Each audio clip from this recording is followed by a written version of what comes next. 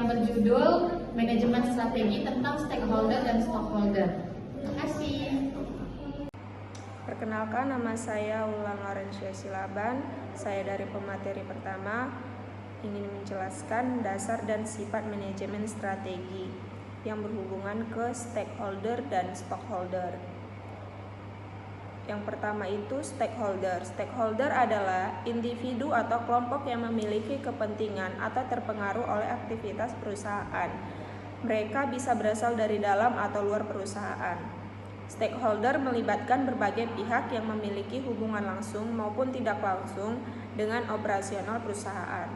Contoh stakeholder itu karyawan, pelanggan, pemasok, pemerintah, masyarakat setempat, dan bahkan lingkungan itu sendiri. Dalam konteks manajemen strategi, stakeholder dianggap penting karena perusahaan harus mempertimbangkan dampak keputusan strategi terhadap semua pihak yang berkepentingan.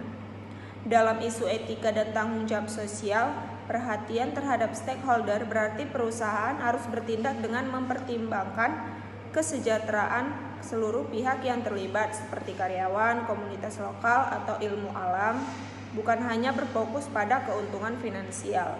Yang kedua itu stockholder, adalah individu atau entitas yang memiliki saham di perusahaan sehingga mereka memiliki bagian dari kepemilikan perusahaan. Pertama itu fokus utama stakeholder keuntungan finansial berupa dividen atau kenaikan nilai saham. Yang kedua itu dalam manajemen strategi, pendekatan yang hanya berfokus pada stockholder sering disebut sebagai stakeholder teori, di mana tujuan utama perusahaan adalah memaksimalkan nilai bagi pemegang saham. Dalam isu etika dan tanggung jawab sosial, pendekatan yang hanya fokus pada stakeholder mungkin mengabaikan dampak sosial atau lingkungan dari aktivitas perusahaan. Karena tujuan utamanya adalah untuk meningkatkan keuntungan bagi pemegang saham. Selanjutnya itu tanggung jawab sosial dan lingkungan. Isu etika dalam tanggung jawab sosial menuntut perusahaan untuk tidak hanya mengejar keuntungan, tetapi juga memperhatikan dampak sosial dan lingkungan dari aktivitas mereka. Tanggung jawab sosial perusahaan atau bisa disebut corporate social responsibility melibatkan tindakan perusahaan yang melampaui sekadar kepatuhan hukum untuk mendukung kesejahteraan sosial. Saya Salsari Laika Putri, MMPGB dengan NIM 22440000107. Di sini saya akan menjelaskan tentang visi misi di dalam konteks stockholder dan stakeholder. Kemudian saya akan menjelaskan tentang audit eksternal dan audit internal. Nah, di sini ada visi dan misi, di mana visi dan misi ini adalah komponen penting dalam strategi manajemen yang membantu mengarahkan organisasi. Dalam konteks stakeholder atau pemangku kepentingan, visi dan misi membantu dalam membangun hubungan baik dengan mereka, karena menunjukkan komitmen terhadap nilai-nilai yang lebih luas. Sementara itu, untuk stockholder atau pemilik saham, visi dan misi menekan potensi keuntungan dan pertumbuhan jangka panjang yang penting bagi investasi mereka. Kemudian ada audit eksternal. Audit eksternal dalam manajemen strategi merujuk pada penilaian independen yang dilakukan oleh pihak ketiga untuk mengevaluasi strategi perusahaan dengan fokus dampaknya terhadap stakeholder. Ada komponen penting dari audit eksternal. Yang pertama itu ada analisis kinerja, yang kedua ada evaluasi kepatuhan, yang ketiga ada penilaian risiko, dan yang keempat ada umpan balik pemangku kepentingan. Kemudian ada audit internal. Audit internal dalam manajemen strategis berfokus pada evaluasi dan analisis internal terhadap proses, kebijakan, dan kinerja organisasi untuk memastikan tujuan strategis tercapai dengan efektif dan efisien. Di dalam konteks stockholder, audit internal mencakup beberapa aspek. Yang pertama itu ada evaluasi kinerja, yang kedua ada kepatuhan dan risiko, yang ketiga ada efisiensi operasional, dan keempat ada transparansi. Perkenalkan, saya Dila Afrilia. Di sini saya akan melanjutkan pembahasan yang sudah dijelaskan oleh teman saya sebelumnya. Di sini saya akan menjelaskan tentang itu menghasilkan strategi, mengevaluasi strategi, serta memilih strategi. Yang pertama itu ada menghasilkan strategi. Menghasilkan strategi berarti proses merumuskan, menciptakan strategi untuk mencapai tujuan perusahaan.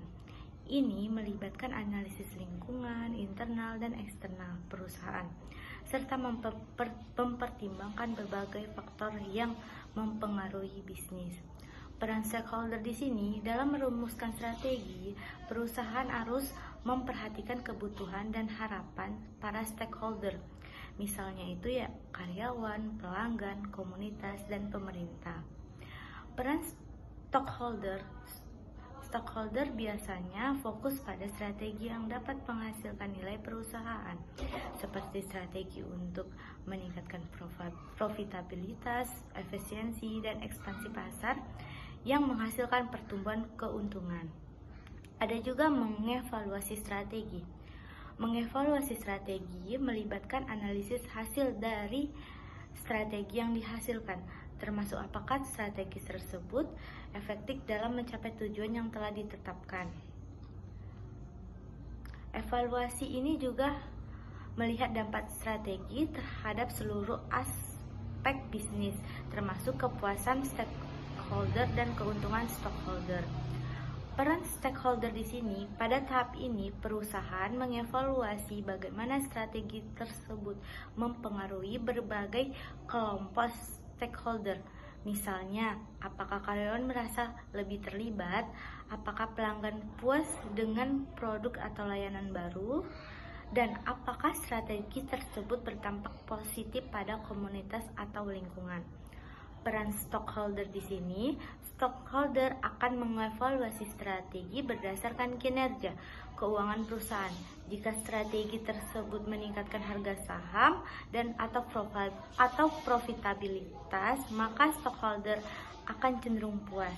Evaluasi ini juga melihat resiko yang mungkin muncul dan dampaknya pada investasi mereka.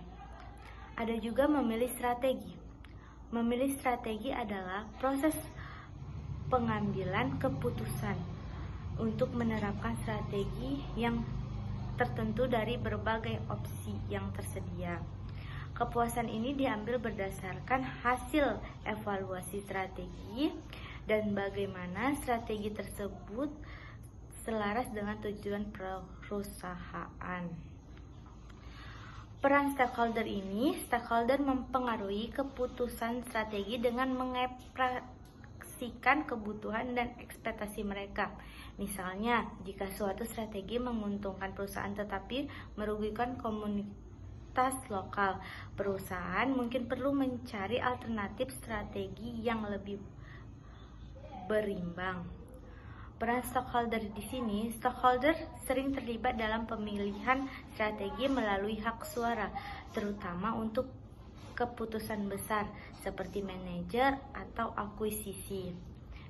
Mereka cenderung memilih strategi yang memberikan keuntungan jangka panjang bagi mereka, seperti peningkatan nilai saham atau dividen yang lebih tinggi.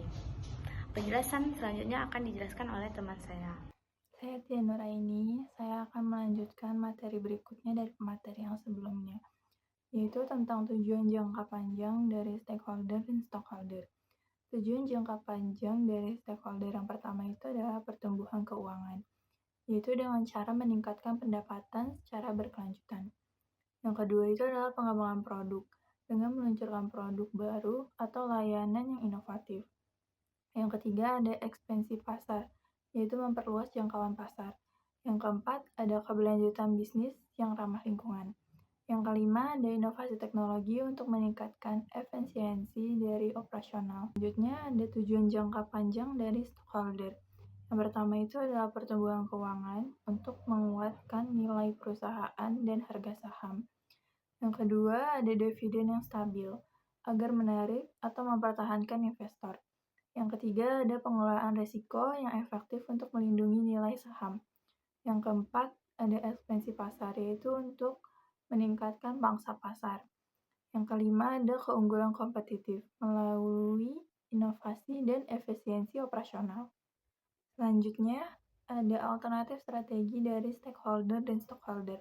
Alternatif strategi dari stakeholder yang pertama itu adalah disverifikasi produk untuk mengurangi resiko dan meningkatkan peluang pertumbuhan. Yang kedua adalah akuisisi dan merger, yaitu memperluas pangsa pasar dan menggabungkan sumber daya. Yang ketiga ada analisis strategi yang memanfaatkan kekuatan bersama. Yang keempat ada investasi dalam R&D, yaitu meningkatkan investasi dalam pengembangan dan menciptakan produk baru. Yang kelima ada optimalisasi operasional dengan cara otomatisasi, pengurangan biaya, dan peningkatan produktivitas. Selanjutnya ada alternatif strategi dari stockholder. Yang pertama itu adalah pertumbuhan organik melalui peningkatan produk atau layanan yang ada. Yang kedua itu ada disverifikasi, mengurangi resiko dengan memasuki pasar baru. Yang ketiga ada akuisisi dan merger, yaitu menggabungkan sumber daya untuk efisiensi yang lebih besar. Yang keempat ada analisis strategi, yaitu memanfaatkan kekuatan bersama dan mengakses pasar baru. Yang kelima ada pengoptimalan biaya dan mengurangi biaya operasional. Yang keenam ada investasi dalam R&D, yaitu dengan cara menciptakan produk dan layanan yang inovatif.